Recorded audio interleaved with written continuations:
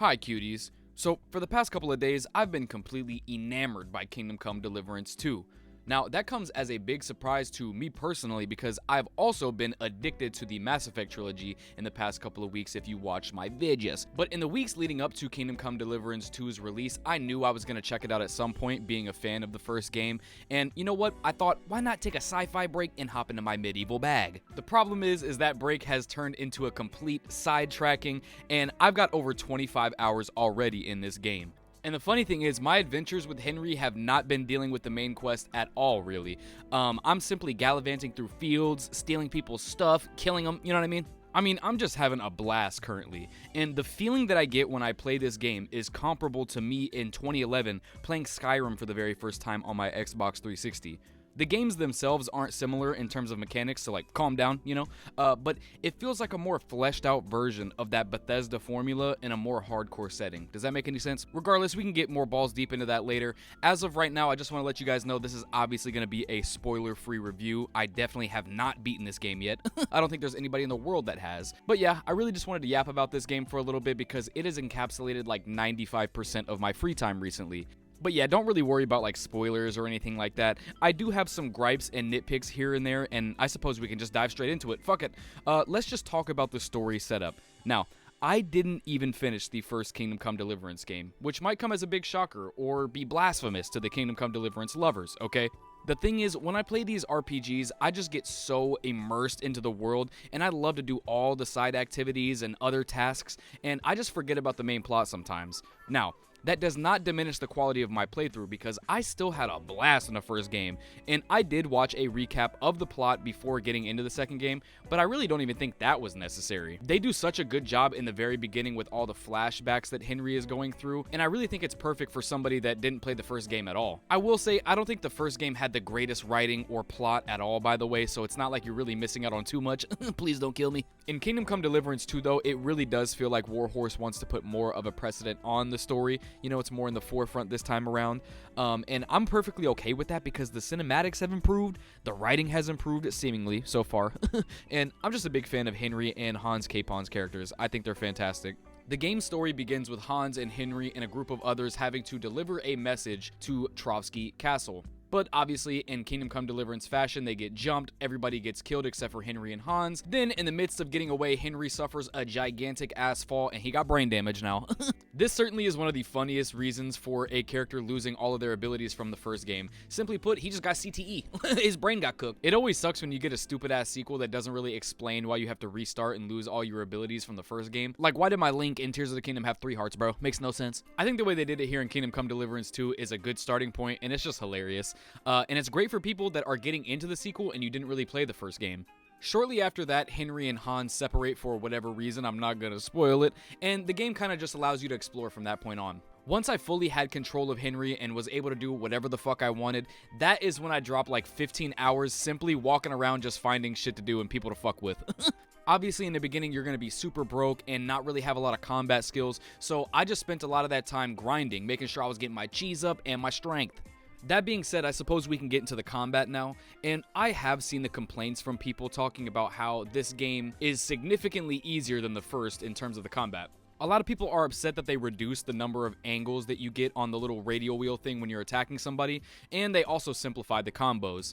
And I've definitely got some fucking thoughts on that. Let's get into it. So I think the combat is pretty good here. It's pretty solid. There's a nice foundation, right? But in these earlier levels, you get a shitty little hunting sword. Henry's just not as proficient, and it definitely takes so long to really kill somebody. I mean, the early fights for me were brutal. Like, it was just taking like 5 minutes to kill one dude, and he just got a shirt on.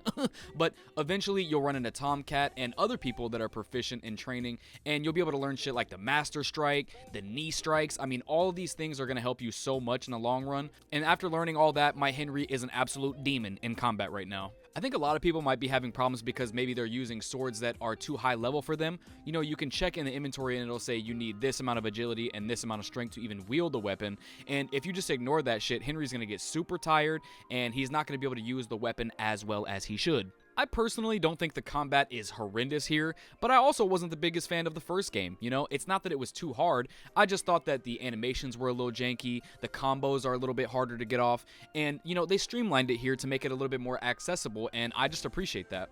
What I would say to people that are struggling with the combat in the second game, hopefully you're not just mindlessly button mashing, you know what I mean? This bitch is not Skyrim, okay? But definitely go to Tomcat and learn the Master Strike as soon as possible. I mean, you're gonna need that and feints to win against all those skilled enemies that are able to just chain block every single thing you throw at them. I mean, it's like real life, bro. You can't just swing a stick around and expect to kill somebody. That's enough about the combat for now. What I want to talk about next is how cool the cities are in this game, the villages, the towns. They just feel so real and alive, you know? I stole something from this trader, I wore it in front of him, and he was like, motherfucker, you got my shit on? Give it back! And I just think that that's so brilliant. Reputation systems are some of my favorite things in RPGs, like Fallout New Vegas and shit like that. I just love having consequences to my actions. You can get publicly branded and shamed by everybody. You know, you'll walk into a shop and they'll be like, hey bro, I'm not gonna serve your ass. You can get executed if you're too much of an asshole. I mean, it's incredible. The world is the star here for sure. I mean, between the Monty Python-ass comedic timing with some of the NPCs and the gorgeous draw distances, there's just so much to enjoy. I have a pretty good PC, so obviously I expect it to run everything pretty solid at high settings, but it's giving me amazing results frame-wise, especially with DLSS enabled. I mean, I've seen it running pretty great even on a Steam Deck. I mean, they truly optimized the living shit out of this title on the Cry engine, which is known to be a bit harder to run over the years. I'm looking at you, Hunt Showdown. Obviously, the game isn't Night City in terms of how many buildings and people there are. You know, it's covered in big open fields. But an optimized game in big 2025 is quite rare and still should be celebrated. If you're someone who is on the fence about this video game and you don't know if you should pull the trigger, first, I'm just going to give you the go-ahead. Go check it out, okay? It has the Jack the Ripper stamp of approval. Obviously, it all depends on your tastes, right? But let me put it like this. The true Kingdom Come Deliverance 2 formula is having moments where, let's say you're trying to go do a main quest, right? But then a man stops you on the side of the road and asks for your help. Then he tries to rob you afterwards. You gotta kill his ass, loot him, and move on. Boom. Then you get distracted by a nice looking hut in the woods you want to steal from. And wow, it has nice loot, so obviously you gotta go back to the town and sell it. And then boom, 3 more hours go by before you remember, oh shit, I was supposed to be doing a main quest. If that prospect entices you, then you should definitely, absolutely give this game a try. It's on the harder side, especially if you never got accustomed to or even played the first game, but rewarding and immersive as hell. You want a super dope sword? Okay, go spend 10 real minutes smithing that bitch. Need a potion to simply save the game on the go? Hit up that alchemy bench and whip the shit together yourself. Ooh, actually, I need to talk about the save system here a bit, so let me yap about that real quick. Basically, I hate it.